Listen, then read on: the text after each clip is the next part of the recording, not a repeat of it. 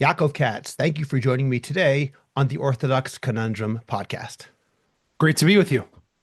Let's begin with the most pressing topic and the issue that I feel is the most murky. And this is a very broad question, Yaakov. What is the current status of Israel's war against Hamas in particular and the Iranian axis in general? So we're going to be here for a couple of days, I Yes, we take are. it. um, let's start with the easier one, which is, although you know what, I'm not sure what's easier anymore, but we'll start with Gaza. The war in Gaza, for the most part, has moved into a new stage ever since the what has been looked at as the intensification of the ground offensive, where the IDF is going through different parts of the Gaza Strip, in the south, in the north, in central Gaza, operating multiple divisions all throughout the Gaza Strip, basically the entire standing army of the IDF. So units that are not reserves that are serving in the military are pretty much in Gaza. And they are moving at a slow pace. They're going through what are known as Hamas areas of control to some extent, whatever that means. Hamas still in control. But it means that there are still pockets of Hamas resistance. There's still tunnel infrastructure there that where Hamas has positions. We kind of got a sense of this over the weekend on Shabbat when Hamas claimed that Matan Sankauker, who is one of the hostages, they released a photo of him, very horrifying photo of him connected to an IV drip, and there are reports of his life being in danger, as every hostage who's in Hamas captivity is. But they said that Israel, which was operating in near the European hospital in Khan Yunis, where they had retrieved a body that they were had taken back to Israel to see if it is if it is Muhammad Sinwar's body. Hamas then said, you're getting close to Matan, and if you do, this will lead to his death, and et cetera. Now, whether that's true or not, but I think that Israel is closing in. Israel is close to Hamas. We had the terrible tragedy of a building that capsized, and 4 Israeli soldiers were killed just last week. So there's fighting. It's not as intense as it was in the beginning because Hamas is mostly broken. It doesn't have the same command and control capabilities. It doesn't have the same weapon capabilities, but it has mines, and it has booby traps, and it has anti-tank weapons, and it has snipers, and it has people who can pop out of a tunnel shaft and attack an IDF force that's moving through an alleyway. So they still exist. The recognition, though, that you need a political resolution for this war to end, I think, is settling. And that's where we start to see all this different movement now on the ground, whether it's the Gaza Humanitarian Foundation, GHF, whether it's the Abu Shabab militia that Israel is apparently arming. So there is that going on. That's on Gaza. On Iran, there the Americans are leading the pack. And we see the continued talks that have been taking place between Special Envoy Steve Witkoff and Iran's foreign minister. More talks are expected. The Iranians have so far, what we've seen, dismissed the proposal that was put on the table by Witkoff and the Americans. At the same time, the IAEA came out with a report, the International Atomic Energy Agency, the UN's nuclear watchdog, showing that Iran has quadrupled the amount of highly enriched uranium. Well, not yet 90% military grade, but the amount that it has to 60%, which is very close to 90%. It's just a couple of days of re-enriching the uranium that they would be at a weapons capability. That doesn't yet mean the bomb, but it means you have that key component for a bomb, which is in highly enriched uranium. That just adds to the sense of urgency that this does have to be dealt with. But for the time being, it seems that Israel, without choice really in the matter, is waiting to see what will come of these talks with the Americans, even if it would have preferred to see a military option used a little more rapidly, let's say. Okay, thank you for that overview, Yaakov. Now, I want to go back to Gaza again, and Prime Minister Netanyahu has said we need to destroy Hamas. He said that since day one. And he recently said that this goal takes precedence even over the needed return of the hostages. I'd like to know, in your opinion, what does that even mean? Given that, as you just said, everyone really acknowledges that Hamas's military capability is really degraded. Right now, it's more like a guerrilla army, I think, or random terrorists without a real command structure, without real battalions. It has the ability to create havoc, but Hamas doesn't exist the same way it once existed. So my question really is, what does it even mean to destroy Hamas if that's what Bibi really intends to do? Well, you know, I laugh because I mean it's not it's just it's sad almost, right? Instead of crying, it's better to laugh. Let's go back for a moment if I can, Scott, because the if we think go back to October 7th, the success of Hamas's invasion of Israel, it wasn't just crossing into Israel, invading, breaking down IDF defense barriers and capabilities, surprising Israel the way it did. It wasn't just you could say Dayenu. If it was just the 1,200 people or so massacred, also Dayenu, and the 251 taken hostage. But altogether, what that did was it created an impossible victory because I could have told you on October 8th that victory would mean the retrieval of the hostages, but Hamas remaining in power. And you would have told me, Yaakov, that's not a victory. And I could have told you the opposite. I could have told you, we will eliminate Hamas. We will replace it as the governing entity of Gaza. Hamas will be no more, but the hostages, we won't be able to get them back. And you would have said to me, that's also not a victory. Not you, but the proverbial you, the metaphorical you. So we were never going to be in a place that we were going to have that total victory. Now, what happened? Our prime minister, I think negligently, irresponsibly, tried to sell to the Israeli people this idea called nitzachon muchlat, or total victory. But there was never going to be a total victory. It was unfair. It wasn't right to present that because what ended up happening was people bought into it. People believed it. People said, one second, our prime minister says, Anachnu kepesa me'anitzachon. We are just a step away from victory. That was a year ago when he said that. More, it was 13, 14 months ago. We're nowhere near that victory that he told us we're by. And I think that what that created was this expectation that is so unrealistic, as opposed to talking straight to the Israeli people, to the international community, and saying, here's what's really going to happen. We are going to degrade Hamas. We are going to weaken Hamas, destroy Hamas, eliminate as many of their people as we can. And we have to a large extent. We're going to not us create, but help facilitate and allow for the creation of this new political entity in Gaza, whether it's Egyptian, Emirati, Saudi, American, Palestinian, whatever that's going to look like, that's going to govern Gaza and is going to counter Hamas to prevent it from being able to recoup itself and rebuild. We will retain some sort of security control overall, like we do in the West Bank, where we go in when we need to. Just the other day, in Jenin, Israel went in and was able to thwart some terrorist attack that was on its way to taking place. So we know how to operate in that way. That could have been something that we would have understood. And we could have already said, oh, we're there already. And the international community would have said, oh, we understand what you're doing. We understand where you're working towards. But instead, we never did that. So where are we now? It's unclear, right? What are we doing right now? Why are we doing this? It's also unclear, right? Is it to get back the hostages? If it's to get back the hostages, why aren't we making a deal? So the people will tell you, well, we're putting pressure on them to make a deal. Well, it's not working right now, right? And if it's not to make a deal and we're giving up on the hostages, then when do we reach that moment when we say, okay, we've done enough, right? When is that moment that we've eliminated enough of Hamas? Because that also doesn't seem to be the agenda. So in absence of both of those, that's why we have people. And you see, I don't say this and I don't write this because I don't want to believe it also. We have people who say that the whole reason the war continues is because it's for the prime minister's political agenda. And I can't accept to some extent that is the full story, because it would be just beyond the pale. But there is an element of it. We can't ignore it.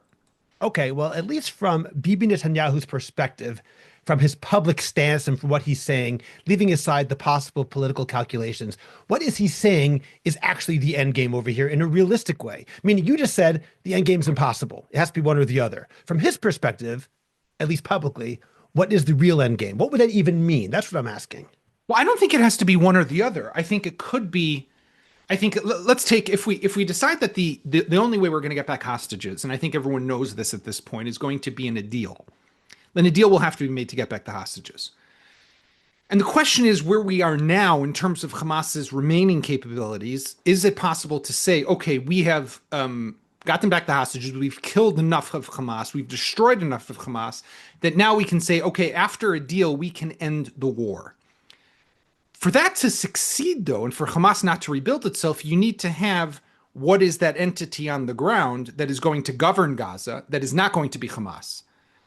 Now, is it going to be Israel, which we know Ben Gvir and Smotrich would like to see happen? I don't think that's where Israel wants to go. So who is that going to be? Now, so far, all we see is this Abu Shabab militia, a gang of criminals and radical Islamists who Israel is arming with weapons, in my view, insane, right? But we could talk about that separately. But the reality is that you can potentially say, I've done enough militarily to be able to allow for the political resolution. It was Clausewitz who said this. I mean, this isn't one of the great Prussian military theorists of I think the 1700s, is that there is no military victory on its own. It has to be followed up with that political process. I'm not talking about a two-state solution, right? That's not what we're talking about. We're talking about a new government in Gaza that will counter Hamas, prevent Hamas, stop Hamas from being in charge. By the way, the GHF, the Gaza Humanitarian Foundation, is to some extent the beginnings of what that could be, right? Now, how we went about it is so upside down that it makes you wonder, why are we doing things this way, right? Israel says, I'll take you back in time to when the war first begins. Biden comes here, says to Israel, you got to let in the aid. Israel decides to let in the aid. Then, fast forward, Israel at some point decides a couple months ago, no more aid. Smotrich says not 1 ounce of flour, right, is going into Gaza. Nothing was going in. And then, suddenly we hear about the GHF. They make it seem as if it's some humanitarian foundation set up by Western Europeans. Turns out that it's Israeli. It's Israeli money. It's Israeli initiative. Why couldn't we just be honest from the beginning and say, this is what we're doing? We're doing this to bypass Hamas. It's important. It's smart. We should have actually done it a year and a half ago. Why is everything upside down? And that just, it makes me feel like we don't have a good handle on where we're going with this. Okay, I'm going to talk about the GHF in just 1 second, but I still have one more question in terms of the end game. Meaning, if you agree, and if we all agree that Hamas cannot be in charge, so far as I know, in any potential deal, they refuse to accept that. So Hamas has said, we'll end the war and give you back the hostages, but they will not say we will go into exile and end Hamas rule of the Gaza Strip. So what choice does Bibi and the rest of the government have but to continue to give more pressure until they make that agreement? Because I think everyone will agree that a war that ends with the hostages returned, but Hamas still in charge, is to a certain extent a failure. 100%. I think that it's not a zero-sum game, right? So it's not either Hamas is in charge or Hamas is not in charge. There's probably somewhere in the middle where Hamas will remain in some capacity. You cannot kill an idea. We cannot kill and capture and destroy every last Hamas member. We will not be able to round up every last Hamas AK-47. And we'll also probably not be able to destroy every single tunnel in the Gaza Strip. And if anyone wants any of those things to happen, then that means this is going to be the never-ending war, literally, because there just are some things that are not practically possible. But what is possible is for there to be an end to the war. Hamas might not go into exile, but you could have a force on the ground. The Emiratis have said they're willing to fund, they're willing to come in, they're willing to support. The Saudis have said that. The Egyptians, the Americans could be a part of this. The problem is different here. The problem is that it would require a Palestinian actor. And this is something that this government is refusing to accept and is refusing to even entertain. And as a result of the refusal to entertain what everyone knows is the eventual solution and is what is going to happen, it's what's going to happen. Uh, then we are playing games with ourselves because of these political constraints that exist within Netanyahu's current coalition, and we're giving weapons to the Abu Shababs, and we're doing things in a half-baked way to avoid having to deal with the political repercussions of this day after. In other words, if I can rephrase what you're saying, it is a zero-sum game because of this particular rule which the Netanyahu government has placed on itself. There can be no Palestinian actor. Therefore, it's a zero-sum game. If they would remove that particular obstacle, rightly or wrongly, then there's room for maneuvering. Is that what you're saying? I mean, yeah, look, the Palestinian Authority, I am no fan of them. Do not get me wrong, right? I've long been a proponent of the two-state solution. I've long written about it. I think eventually that's probably where we need to go. If you were to ask me today in a post-October 7th reality, what is the eventual solution? Maybe it is, maybe it's not, but it's not going to happen for 2 generations at least, right? So we can work towards something, but we're going to have to re-educate and de-radicalize and reform all of society there, definitely, and even to some extent by us. But I do think that they are the Palestinian Authority, and they are the natural candidate to potentially go into Gaza. Can they do it on their own? No. Do they have the military capability today? No. Can they be trained and supported and financed and equipped by the Americans, by the Saudis, by the Emiratis, helped by the Egyptians, et cetera, et cetera? Yes.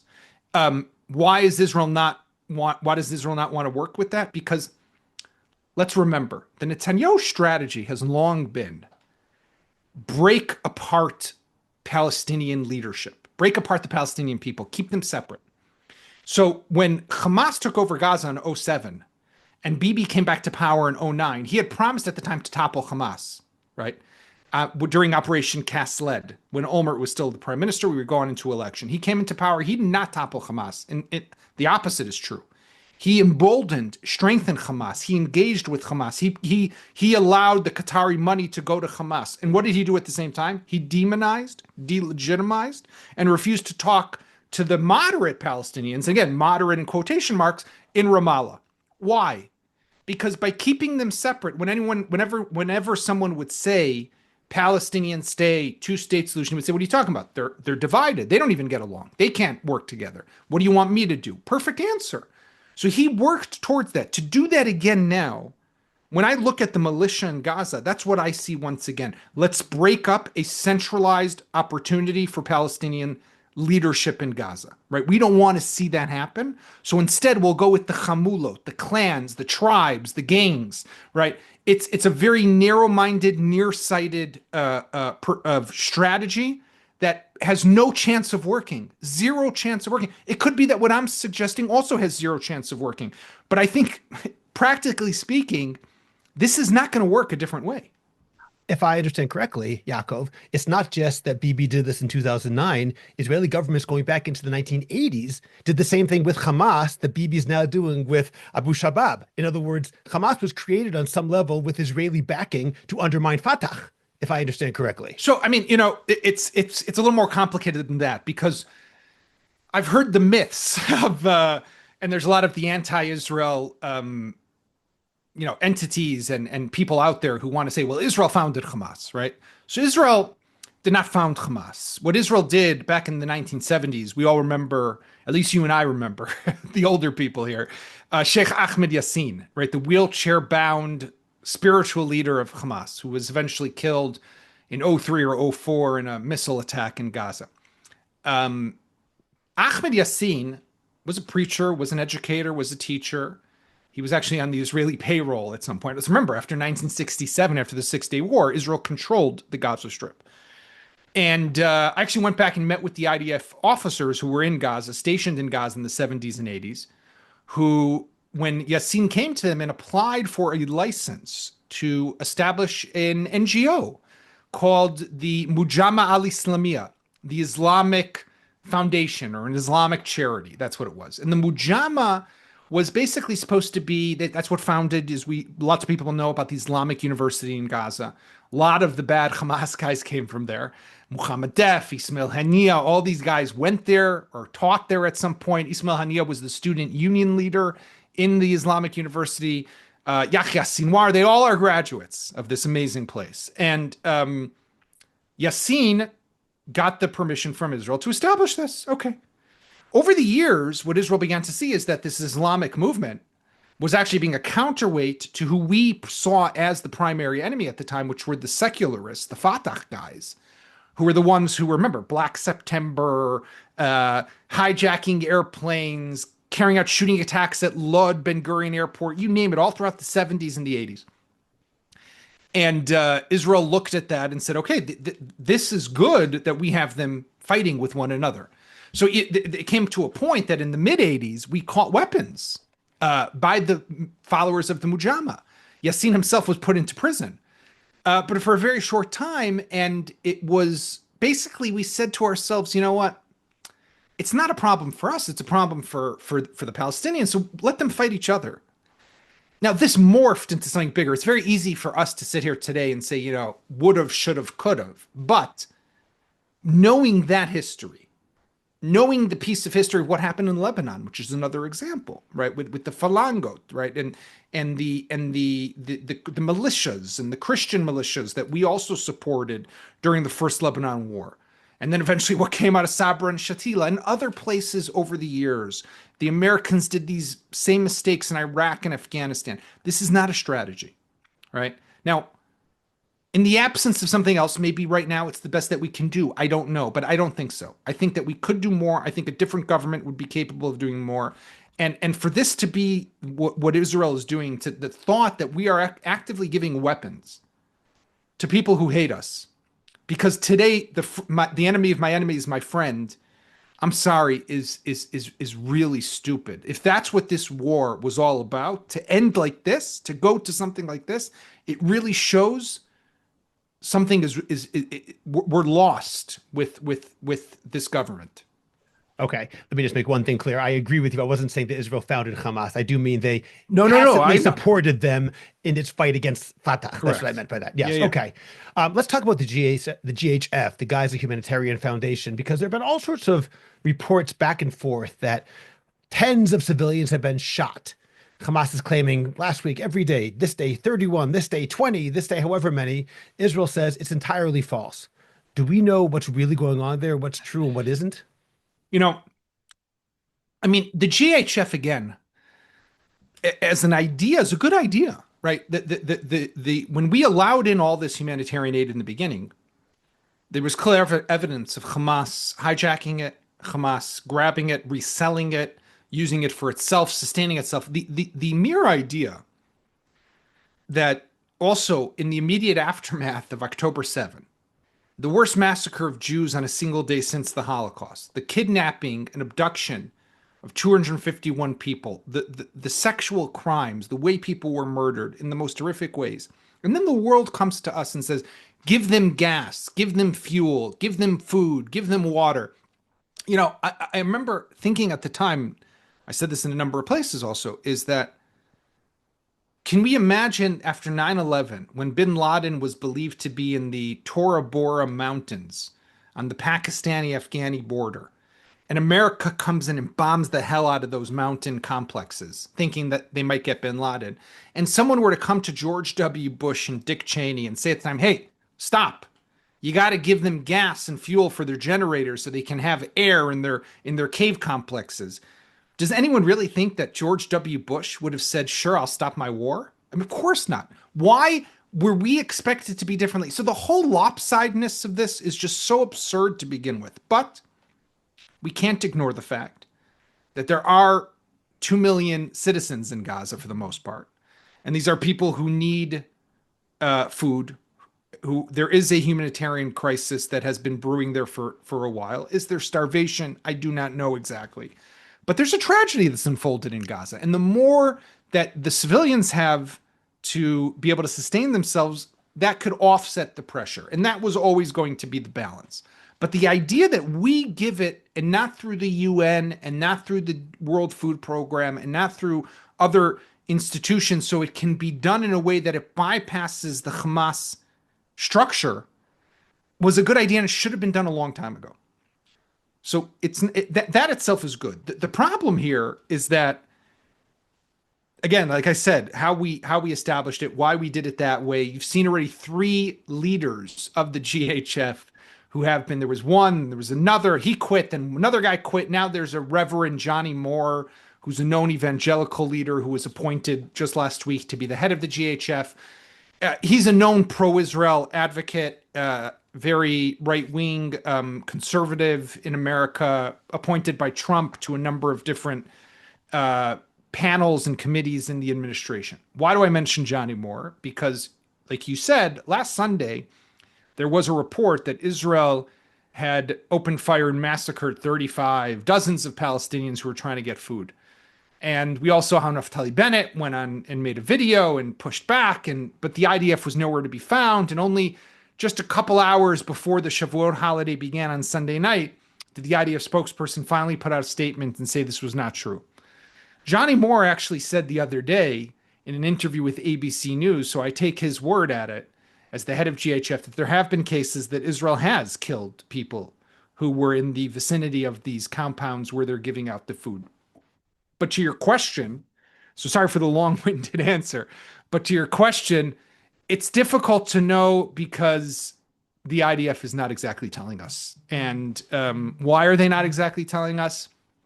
I don't know the full answer, and I am concerned and a little disturbed by the lack of information and transparency right now on this issue. Okay, let me ask you about a lack of transparency in other places, because one of my own personal complaints against the current government is the paucity of information that the prime minister and others are providing. But I'm not a security or military expert, so perhaps I'm expecting too much. Let me ask you, do you think that there is not enough information moving forward? In other words, to me, part of the problem is when people say the war should or should not end, we don't know enough information because they're not providing it. Is that true? Yeah, I mean, they're not providing. Now, part of that is the fog of war. Part of that is you don't want is information security. You don't want to necessarily reveal too much because the enemy is, of course, always watching. But part of it is also you don't want to tell the full story. Um, we spoke about this just before, right? What is the outcome? What is the goal? What's the objective of this war? We also don't know, right? We're told the elimination of Hamas. Okay, when? Where? How do we know when we've hit that point? Is it 70% of Hamas gone? Is it 80% of Hamas gone? Maybe we've already reached that. Is it 90% of Hamas? Maybe we've already hit these numbers and it's possible to call it a day. So, excuse me, what is the purpose right now of this conflict? I'll tell you something else. The Israeli media is very patriotic for the most part. Very critical of Netanyahu, that's true, but very patriotic when it comes to the military, when it comes to security issues. For the vast majority of this war, I would say almost 18 months, you saw barely any reportage in the Israeli media about the tragedy in the Gaza Strip. And by the way, I have no problem saying tragedy. People sometimes say, how could you dare say that there's a tragedy? No, there is a tragedy, right? There are tens of thousands of people who have been killed. There are many civilians dead. Gaza is leveled, but I put the blame on Hamas. I think they are responsible, but I can recognize inside me that there is a tragedy in Gaza. The Israeli media has barely reported on it. In the last month or so, suddenly that's changed. Why? Suddenly that has changed. I think the reason is because the sentiment in Israel has changed. And the Israeli media picks up on the sentiment and understands people are starting to ask, why are we still in Gaza? What are we still fighting for? And that is what's led now, even in the media, for them to start to write about and talk about and report on what is actually happening in the Gaza Strip. So it's a, can the government give us more information? 100%. But this falls into the fact that the government doesn't want to commit itself to anything, doesn't want to tie itself down. Okay, speaking about what's going on there and the possibility of ending the war, I have heard numerous people, perhaps they're not informed, but they have said if the war ends now with a deal, basically Hamas wins, and in 5 years we will be back to where we were on October 6th. And speaking as a layperson without any inside knowledge, to me that's absurd because it doesn't mean, oh, the war's over now, we completely disengage. First of all, it took Hamas 15 or 20 years to build up what they had on October 7th. It's not as though in 5 years they can redo it, especially with Israel now watching them very differently than in the past. I'm not suggesting the war should simply end, but to me, the idea that if the war ends in 5 years, Hamas will be just as strong as it is or was a year and a half ago is absurd. Am I right or wrong? Look, you're right in the sense that if the war ends and Hamas is able to be unchecked and to rebuild and to go, then it will go back to what it was. I mean, there's no But doubt. that's not going to happen. No one thinks that's going to Well, happen. There's a number of things that have to happen for that not to happen. The first thing that has to happen is we need a new governing entity in Gaza. Who is that? We spoke about who the possible candidates could be, from Israel to the Palestinians to these gangs. The other thing that needs to happen is Israel will have to incorporate or adopt a new defensive or offensive posture vis-a-vis Gaza. So there are two options that are kind of the same. One is we look at Gaza like we look at the West Bank. So we work according to intelligence. Israel does not sit in Jenin, does not sit in Ramallah, does not sit in Nablus. It's all over the place outside. But if and when needed, it goes into Jenin, it goes into Nablus, goes into Ramallah, and picks up whatever it is that it's working according to. Gaza is a little different, so that might not work necessarily because some of these places are also very densely populated, but there's a lot more going on in Gaza than in the West Bank. But you also have a preemptive strike doctrine that I think Israel will have to adopt. And we see that we are continuing with that in Lebanon. We saw just last week when Israel announced the war in Lebanon is supposedly over. And Israel announced suddenly in this area, in the Dachia neighborhood of Beirut, with the known Hezbollah stronghold neighborhood, leave these streets, leave these homes. We have intelligence of UAV drone production in these buildings. We're going to bomb, and Israel bombed. Right? Those are things that Israel never did before. Until October 7th, all Israeli governments, consecutive Israeli governments, never adopted a preemptive military strike doctrine or policy when it comes to conventional military buildup, right? We did it in only two instances. One for nuclear. So that was the Osirak reactor in 1981, the Al-Kibar reactor in Syria in 2007. But nuclear was its own category, so their preemption was okay. And in the aftermath of the civil war in Syria, we did what we called the war between wars. So because we knew that Assad was not capable of retaliating against us, we felt confident enough to bomb and attack Iranian entrenchment in Syria. We never did it in Lebanon, and we never did it in Gaza. Why? Because the whole theory in Israel always was, we don't start a war because of a conventional military buildup. So we would see Hezbollah smuggle in and reach 150,000 rockets and missiles. We would see Hamas dig tunnels, build capabilities, train out in the open, and we did nothing. Now that has to change now. I think we all recognize that. That has to be a huge pillar of change for the Israeli military. By the way, it's a massive change for the Israeli people, because what it ultimately means is that we're going to be engaged in conflict for a long time, right? It means that you're going to have to constantly and consistently fight. And that's something that's difficult to accept and come to terms with, because what I often think about is, and I wonder if you agree with me, what do Israelis really want at the end of the day, down to our core being? Just to live a good life. Leave us alone. Leave us alone. Exactly. And lots of people think it's very funny because most anti-Zionists, I'll say across the globe, think that Israel's endgame is to take over the entire Middle East. No, we're like colonialists. We want to take over everywhere. We just want everyone to leave us alone. Just exactly. Let us be. Let us be. And I mean, let us be even in small borders. We would take it. I mean, that's how That's how crazy it all is. So if Israelis go back, if we now have quiet in the north, quiet in the south, and then the real challenge will be kids are on vacation, the summer's coming up, and the Zimmers, those that's the Zimmeri Mileim, the hotels and the Airbnbs in the north are all full, and people are hiking and traveling and enjoying vacation. Then suddenly the prime minister gets intelligence: Hezbollah is moving a rocket, or Hamas is digging a tunnel. Do you attack and risk a war again, another round, or do you say, you know what, let's add it to the board? We'll remember where it is, but we got the school year starting. We don't want to ruin people's vacations. It's a real dilemma. And I don't know what we'll do. It's easy to answer that now. I don't know what we'll do in a couple months from now. And I think that is the fundamental change that will have to take place here. I think Hamas also realizes that that is the Israeli dilemma in some of those hostage return ceremonies they gave and the various Yeah. other small breaks of the ceasefire from January to March. When we'd see them doing small things, it was almost like, will Israel actually break the ceasefire because of this one thing? And I think that's an ongoing question, which Israel has to always answer for itself, and which the other guys are always wondering how far they can push before Israel actually will retaliate. People forget, but you'll remember this. Before October 7th, right? For a couple of years ahead of, but before that, they were doing the incendiary kites and balloons and flying them over the border, and we didn't do anything. They were protesting months ahead of October 7th along the border.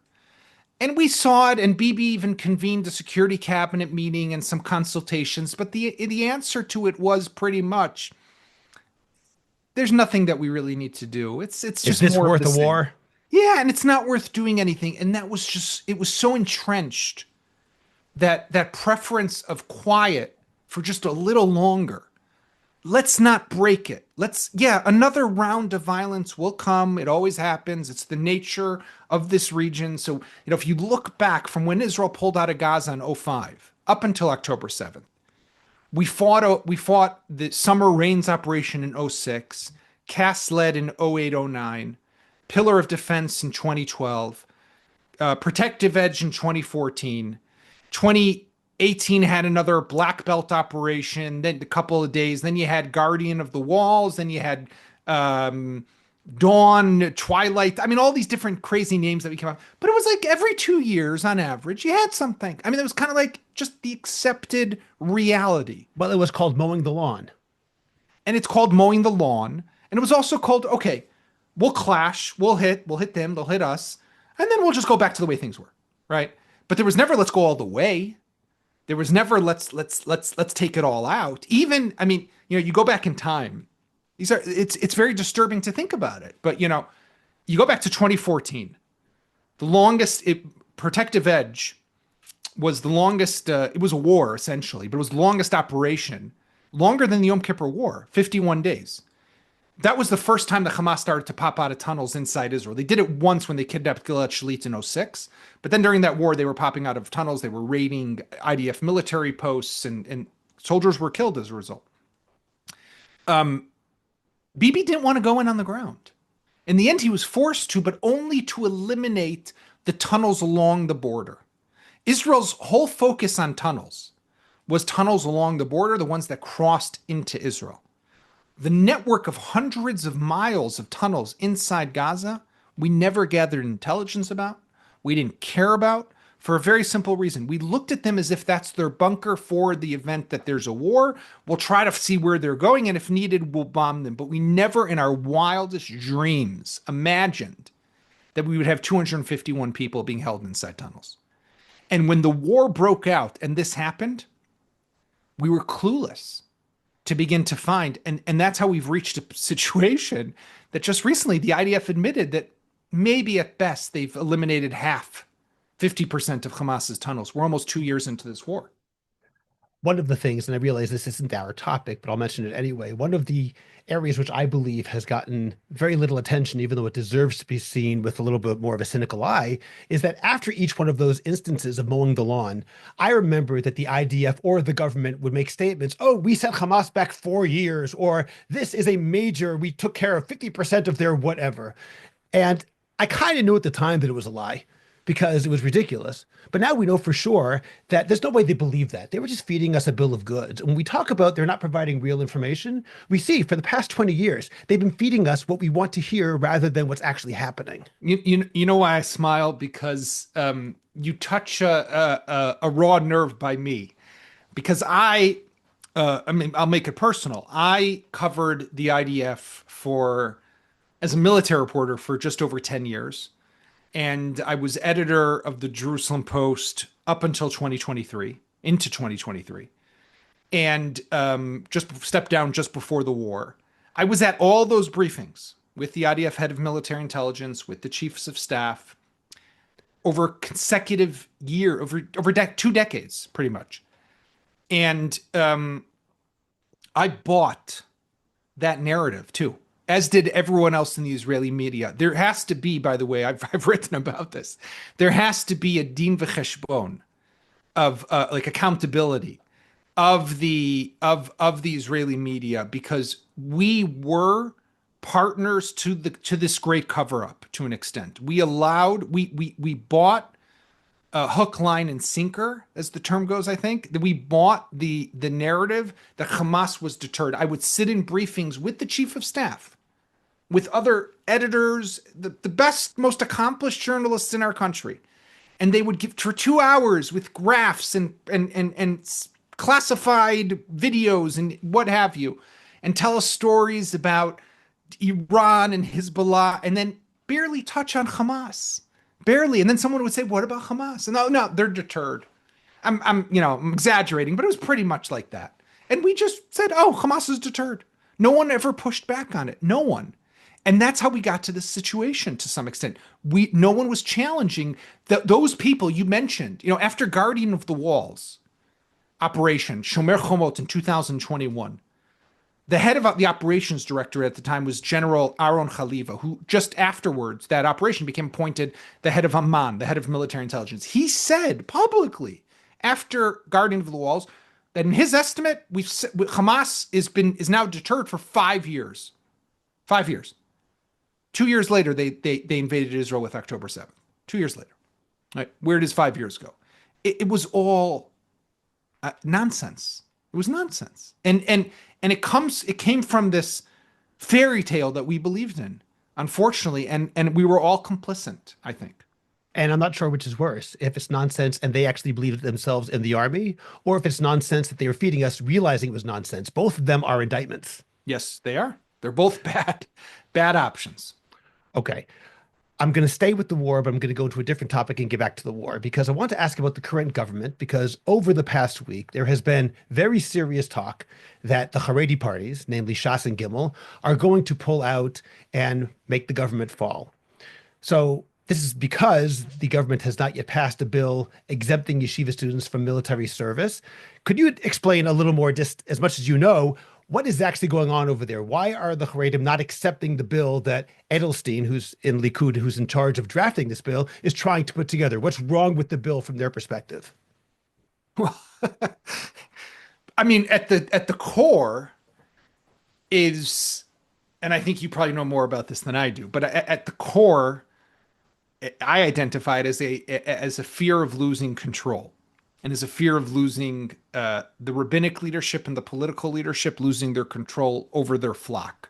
But what are they really against here in the details of it? They don't want their people drafting into the army. And even if they recognize that some will have to draft, they don't want any sanctions. The sanctions is the big issue right now. Now, my wife asked me the other day, what is the percentage of chilonim, of secular Israelis, who we have the term in Hebrew, mishtamtim, right? Are dodge drafters and draft dodgers. And I said, it doesn't exist. In other words, there's a tiny percentage of like conscientious objectors. You have maybe on two hands, we can count them. Right. You have people who, yes, they don't want to serve. They go get a mental health exemption. They have a physical health impairment, whatever it is. So there's about 20%, 25% of people who don't serve in the army because of exemptions. But you, as a secular Israeli or a national religious Israeli, you can't just sit at home and not go to the army. It doesn't exist, right? And if you don't, they come and arrest you, right? If you ignore your call-up orders, you will be arrested. The Charedim are different, right? So there are sanctions for people like me, people like you. If we don't go, this is what happens. And our children. The Charedim, they don't get call-up orders, and they have the exemption. So they of course they have to declare that they're in yeshiva and they have to stay in yeshiva for a period of time. They're supposed to be there, but out of the 80,000, most of them are not apparently in yeshiva. But they automatically get that exemption and they don't get the call-up orders, and therefore there are no sanctions. So what Edelstein's law has basically come ahead and said is we are going to set quotas, we're going to set draft numbers, and it's going to be gradual anyhow, because the IDF wouldn't be able to get all these people all at once. But there will be sanctions for those who don't come. And that's something that that's where they're kind of hang, that's the hill they're dying on right now. It's the sanctions. Is the sanctions. But really at the end of the day is they don't want to have their people drafted. And I think it really comes from the fact that they recognize, you see, I'm sure you talk to Charedim like I do. They have real concerns, and we can't just, erase them and ignore them. When I think about my children going to the army, I'm worried about them dying in the army, to be honest. That is my main concern. When a Chareidi, I think mother or father thinks about their child going to the army, what they're concerned about is their kid coming back, not Chareidi, right? And that's a legitimate concern. In my worldview, for what it's worth, there are bigger concerns like the continued existence of the state of Israel and how we need soldiers. But that is a legitimate concern, and we have to deal with that, right? We can't just ignore it. But I think that concern does show that it's for the rabbis, at least, and for the political leadership. They understand that people who will go to the army will be exposed. They will lose exposed to the world, right? They'll be, and they already are, but to an even more greater extent. Even in the Chareidi units, even, Hashmonaim, this new brigade, the Hasmonean brigade, it's to be an officer or commander in the brigade, you have to be a halachic observant Jew, right? So it's not only male, right? That's given. You have to wear a kippah. You have to be somebody who is a from observant, the Orthodox Conundrum, an Orthodox Jew. So that is an attempt by the army to ease some of those concerns. But I think that, what pains me about this whole issue is that we are in a real deep, I mean, the division in Israel is really huge right now. And I just feel like the Haredim once again are showing this that Israel's not, we're not part of Israel. We don't care enough about the country. We're here. In other words, the whole perspective of the state is as if it's just a tool and a vehicle to let them live their life. It's a very diaspora, shtetl-like approach and attitude. The state just funds us, but that's how it is. It's like, taking money from the state of New York for schools in Kiryas Joel, where the Satmars are. It's the same kind of attitude. No, people are here because they believe in this place. They sacrifice themselves for this place. And the fact that in the same week that 6 soldiers were killed in Gaza, the Haredi politicians are sitting there huffing and puffing about how they're not going to let their people serve when we don't have soldiers. I mean, it's mind-blowing to me. Okay, in that case, how likely do you think that it is that the government actually will fall over this issue in the next few weeks? Well, I'll voice a personal hope, which is I hope it does fall. Me too. Because I think this government is no good. And I think that this is an issue that it should fall on. I mean, I think it's crazy that the government that was in office and was there on October 7th is still in office as well, after the failures and the disasters that came. But this is an issue that really strikes at the it talks about the future of the state of Israel. I'm not sure it will fall. It could still happen. I think that Netanyahu, I don't identify the pressure that when he's under pressure, he's under pressure. I don't see it yet. It might be there, but I just don't see it. The Charedim are making noise that they're going to bring a vote on Wednesday to disperse the Knesset. Just to explain to our listeners, it's not enough to pull out of the coalition. You have to then vote to disperse the Knesset. So it's a law, essentially, which would require of the Charedim to vote with the opposition, of course. And I don't yet know. So they could pull out of the coalition, but not vote, and then it wouldn't pass. They could pull out and vote, or they could not pull out at all, and this could just drag on. Netanyahu's objective is not crazy. What he wants to reach is middle of July, so it's just about 6 weeks away, when the Knesset will go on summer break, the summer recess. There'll be the end of the summer session of the Knesset. If he can get there, then even if they wanted to bring a vote to disperse the Knesset, there's no Knesset. So then that vote would be delayed until when the Knesset resumes, which is after the Jewish holiday. So after Sukkot, which is after Rosh Hashanah and Yom Kippur, that's well into October, which means he's good now for 3 months. And if he can make it till mid-July, he'll be good for another 3 months. And then when the election would be called, it would be held sometime in January or February. I think that's more likely at the moment. But I've learned in this business be careful not to make predictions about Israeli politics. Right? Okay, then let me ask you a question that if the government does fall, whether now, whether in October or any other time, would that actually, getting back to the war, provide an opportunity? Because it would seem to me, based on everything you've said until now, Yaakov, that not making a deal for Bibi vis-a-vis Hamas, etc., is largely because of his right flank and the need to hold Smotrich and Ben-Gvir in the coalition. Well, once the coalition is dispersed, he might want to present himself as the guy who made the deal, who stood up to the Haredim, so to speak, and who didn't kowtow to Smotrich and Ben-Gvir. So my question is, if the government falls, does that actually give, in addition to the possibility of electing a different government, a possibility and an impetus to making a deal quicker? So let me break it down. But let me also talk about the Haredim for a moment, because this also ties in. If he knows the government's going to fall and the Haredim are pulling out, why not pass the law that would, before the Knesset vote on dispersion? Because once the Knesset is dispersed, you can't pass laws. But why not pass the law already? Come out looking like, yes, I changed reality. I got them in. They were going to pull out anyhow, but I forced them out because I passed the right law for the country. The opposition would vote with him. Why not do the right thing? And I think that he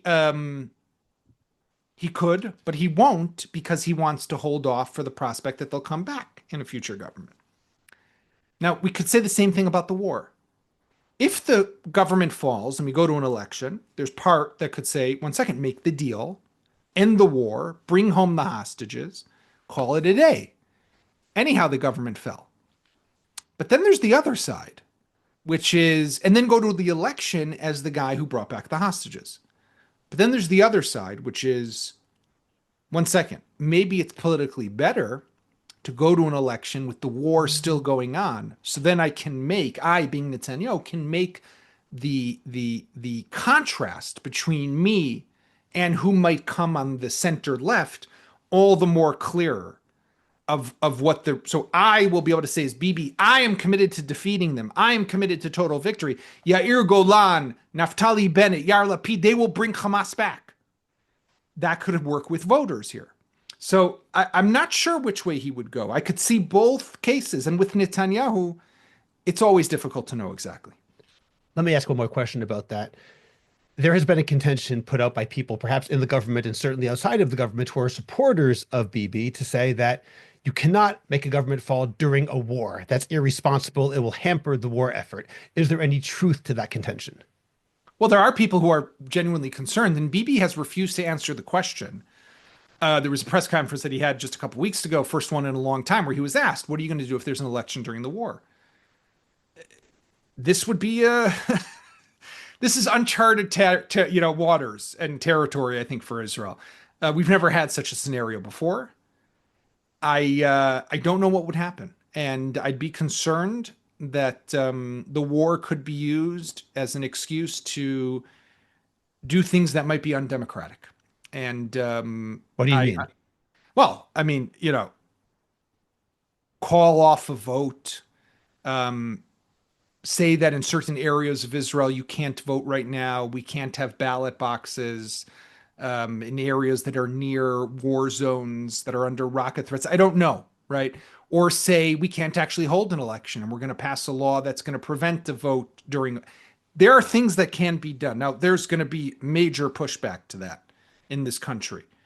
But I've long been a proponent of let governments govern. But if steps were to be taken in that direction, that's already something a little different. Okay, we don't have that much time left, but I have to ask you about a couple more things. On May 14th, the Free Press published an expose by Franny Block and Jay Solomon entitled "How Qatar Bought America." It's riveting and it's troubling, and I recommend the listeners read that article. It clearly demonstrates that Qatar is, for lack of a better term, both the cop and the prostitute in this war. They are doing so many things to undermine Israel and to gain the West's attention and to basically go under the radar as an American ally who's actually funding Hamas and the Muslim Brotherhood. My question isn't really about the United States, though. My question is that Israel has accepted Qatar as one of the, or perhaps the main mediator with Hamas. Again, Qatar funds Hamas. They are together with Hamas. They are on Hamas's side, so to speak. They don't recognize Israel's existence. How is it that this government and all governments in Israel accept Qatar as a mediator, as opposed to saying, we will not accept this. We want a mediator who is not in bed with Hamas? Israel, I think, came into this with its hands tied. It was the Qataris stepped up very quickly. They had the access because they host Hamas leadership in Qatar. They fund Hamas, and they had funded Hamas over a period of years, also per the request of Israel. But Israel, to some extent, has had a very complex and complicated relationship with the Qataris throughout history. There were some trade relations. There was a trade office that famously was opened there after the Oslo Accords. Rabin had visited there. Peres had visited there. The reality was such that Israel, maybe with the Biden administration's push, but also to some extent on its own, decided to prefer the Qatari mediation because it saw some results early on, right? The Qataris were able to get back two of the American Israeli hostages very early on. They were from the Chicago area. I forget their names at the moment, Natalie something and her daughter, just a couple weeks into the war. And then there was that initial ceasefire that saw the release of about 100 of the hostages, and the women and the children. So Qatar was able to prove itself. I think that throughout the war, what we've seen is this a bit of a tug of war of its own, of how much pressure should be placed on Qatar, how much should Qatar be exposed for the evil role that it does play, and it does play that. And Israel has been in a bind, and today there is a lot of politics that are involved in this. There's the investigation against the prime minister's inner circle called Qatargate, who some of his advisors apparently were on the payroll or working also for the Qataris. The Qataris were also working, the tentacles that went into the American academia and cultural and sports and arts, etc., to some extent was also taking place here, it seems. And former generals and former Mossad guys and advisors who also worked for the prime minister at the same time were also doing projects for the Qataris. They were smart in what they do. This is the MO of the Qataris, to use their money to buy leverage, access, and influence. And Israel, let's be honest, was caught with its pants down and was caught off guard. and didn't really have a way to deal with the Qataris effectively. Well, what about that Qatar Gate scandal, which frankly, over the past month seems to have died down a little bit. We don't hear about it so much. To me, it's at least potentially something that's truly massive. The idea that people in the prime minister's office were in the pockets of Qatar financially. To me, the fact that that isn't the biggest news story in the world for Israelis is a little bit surprising that people aren't making noise about this. But I mean, because it really comes down to, first of all, what exactly were they doing? Who was paying them? What they were being paid for? And what was their status within the prime minister's office? And there's a bigger problem here that I feel like it should be the main story, which is why are people allowed to serve as external contractors and advisors to the prime minister? Which means at the same time that I'm advising you, I can advise this guy and that guy. One of those guys happened to be the Qataris potentially, or someone working on behalf of the Qataris.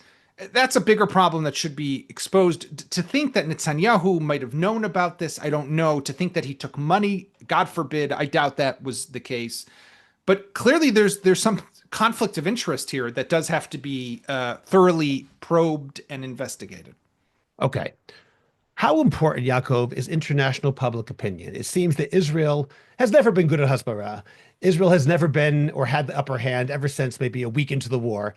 But now, even the countries that were supporting Israel seem to be wavering. Germany, Spain, France, Great Britain, the Western European nations that Israel generally counts on to support it to some degree, maybe Spain less so. But these other ones are saying that we're going to put sanctions on Israel. Should Israel be worried about international public opinion? And should that affect the way they prosecute the war moving forward?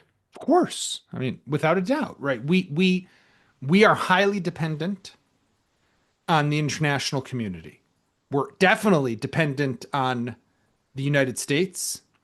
I mean, look, my little toys here behind me, these airplanes I've gotten over the years from these are like model airplanes to those who are just listening and not watching.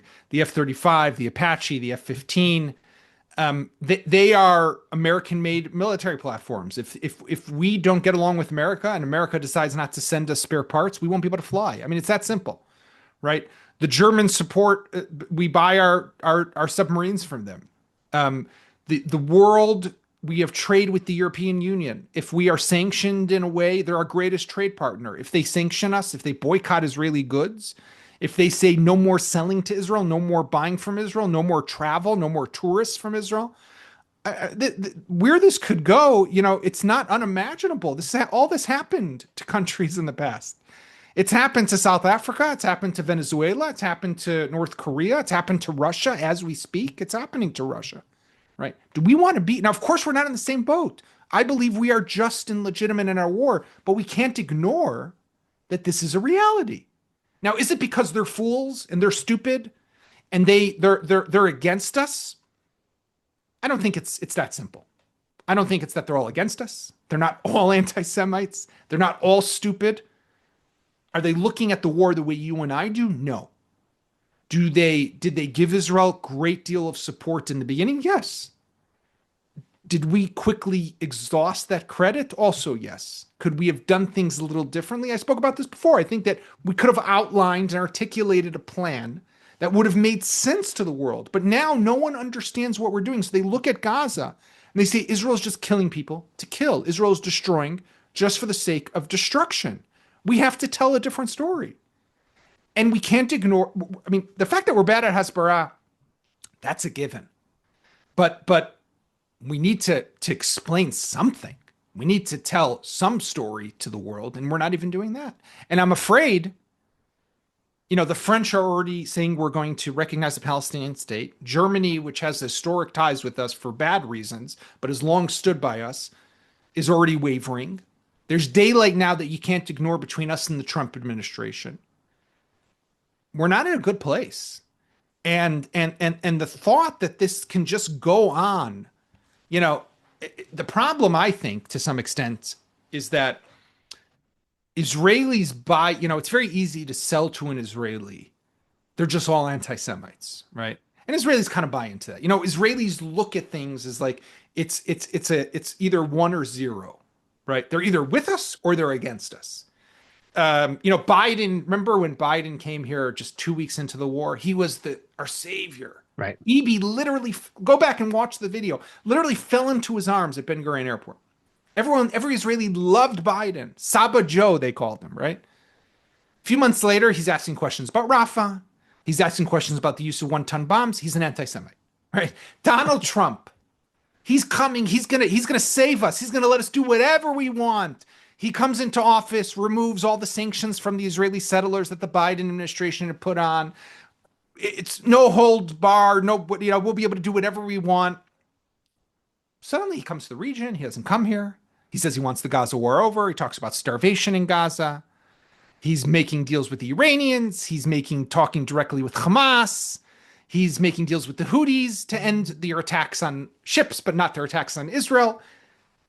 So what happened to Trump? Again, it's just not that way. Every president has their own interests. Europe has their issues to deal with. So I love when people say to me, Macron, he's afraid of the North African migrants in Paris, the ones who are looting and burning parts of Paris. And if that's so what? What does that mean? So what? Okay, so fine. So that's the case. But he's making decisions that are impacting us. Right? Right. So for whatever reason it is, why does that make a difference to us? So I'm glad that we're able to rationalize and get into Macron's head. But the fact of the matter is we have lost Emmanuel Macron. We've lost the Spanish a long time ago. The British were losing and lost. And the Germans are going. I mean, this is not Canada. The Australians. I mean, it's not a good place. Okay, Yaakov, before we conclude, I want to ask you about your new book that's coming out, I believe, on September 2nd, While Israel Slept, which is, I think, your investigation of how October 7th happened. Tell me about the book. So while Israel slept, which I co-authored with Amir Buchbut, who's a good friend of mine, and we wrote another book together called Weapon Wizards a few years ago. He's the military analyst for Walla News, one of the big Israeli Hebrew websites, really looks at what transpired in the 48 hours before October 7th and what led to that very clear disaster that morning and the breakdown of intelligence and operational capabilities and everything across the board. But then also looks back and goes back in time and looks at what we spoke about earlier, the founding of Hamas, where it came from, the signs that were all there along the way to the funding of Hamas, from the founding to the funding to the different missed opportunities to eliminate Hamas leadership over the years, to the decisions that some were good and some were bad by different prime ministers, from Netanyahu to Bennett to Lapid and others. Where did we go wrong and how did we fall into this state of complacency? And that's what the book tries to look into and tries to come up with an answer. And it's not easy. There's no one answer. And really what troubled us, I think, the most was looking to the future. Because of what you and I spoke about, what do Israelis want? We want to live in peace and quiet, is we could fall back into that state of complacency very quickly. And how do we avoid that? And I think that's the real challenge right now, is how to not go back into to fall back into that trap. So we also outline at the end of the book a number of recommendations to not fall into that. So whether it's intelligence reforms of the structural reforms within the intelligence community, to different ways of building up independence in our defense production, our ties with the Americans, our Hasbara capabilities that we need to do more about, but looking at also practical solutions and practical recommendations, and also talking about, I think, what is maybe the greatest sin of this government, which is they took us on that path of division. And what we saw was how when we are weak internally, our enemies take advantage of it. So it's a deep inspection of what went wrong in the days before, in the years prior, and also looking to the future of how we can avoid that from happening. And is that book available for pre-order? The book is definitely pre-order away. Okay, we'll put a link in the show notes. It sounds very, very good, even if it's troubling at the same time. Yaakov, I always appreciate speaking with you. I always learn a lot. I'm sure everybody listening learned a lot, and I thank you for joining me today. My pleasure. Thank you.